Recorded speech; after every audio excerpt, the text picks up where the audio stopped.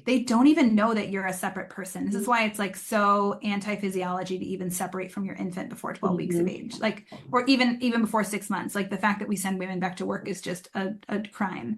You kind of have little fleeting fantasies of like getting hit by a car so that you can just like spend a week in the hospital, because you're that tired on the inside. Perimenopause, it's inevitable.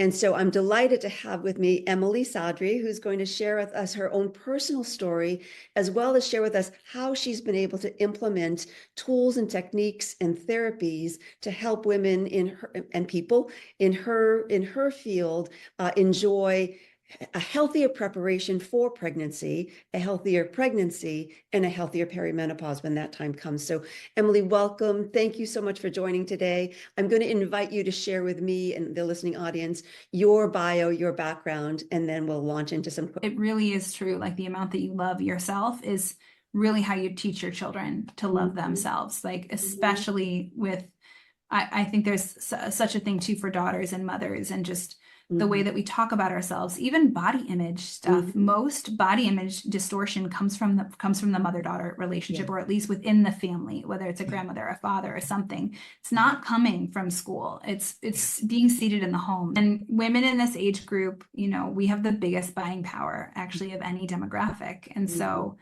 you know, just don't question your values. Don't question your desires to like see in a tangible way, like your values in play. Sometimes we as women can be very codependent and kind of like, yeah, that's fine if your friend suggests a restaurant that's maybe not in alignment with you, or, oh yeah, I'll just have a glass of wine because everybody's drinking. Like we tend to discharge our own actual true desires. And that would probably be the most important thing, right, to stay connected to as you go into this journey of motherhood. And there's so much thrown at you all the time, is like, run it through your filter, stay grounded to your values. And that's probably the best way to avoid burnout. A physician pulled me aside in the clinic and said, "You don't look so good." And again, it's like 4 weeks after I had the flu. She pulled me into a room, took my temperature. I had a fever, and I had full-blown pneumonia, you know, just walking around. And I was like, I'll go home, but let me just go put this IUD in really quick. There's really no justification, no matter what anybody tells you, for like running yourself into the ground. Like you don't get a medal.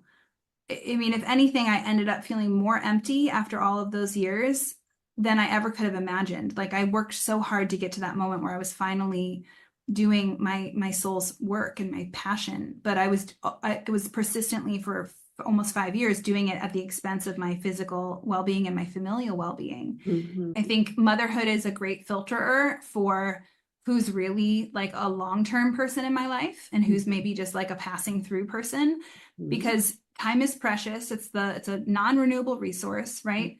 We have to always protect our more delicate physiology, right? We are on this lunar cycle versus our male counterparts. For a man, it's like Groundhog Day. Every day, same hormones, testosterone in the morning, estrogen in the evening, repeat, right? And they have a certain level of resilience related to that. If you've ever done like the Whole30 diet alongside your male partner and they lost 20 pounds and nothing happened for you, like you understand this, right? Are some of the things that you feel like you couldn't part with, are they actually just ways that you are like numbing or kind of coping? Right. Because you haven't set your life up in a way that actually feels good to you. You're just tolerating it. Right. Yes, absolutely. And yeah, I would say that to your point, you know, that glass of wine, you know, with the evening meal may make it such that even in that evening, let alone the next morning, you wouldn't be feeling as optimal. But that in that evening, you know, your children are not having a glass of wine with you. So it's something that you're doing apart from them. Hey there, thanks for joining the conversation at HealthYouniversity, where we're committed to making ourselves just a little bit smarter about our whole health and our reproductive health.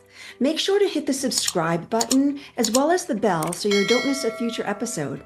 Leave a comment below, especially if there's a topic you want to learn about. We're happy to know and to include that in our episodes. And since 1 in 5 people are determined to be struggling with fertility, share this with 5 people. You're bound to help at least one change the course of their fertility struggles and help realize their dream of family. We value your time and we keep these recordings as succinct as possible. But if you want to listen to the full episode, just click below and the entire episode is there at your disposal.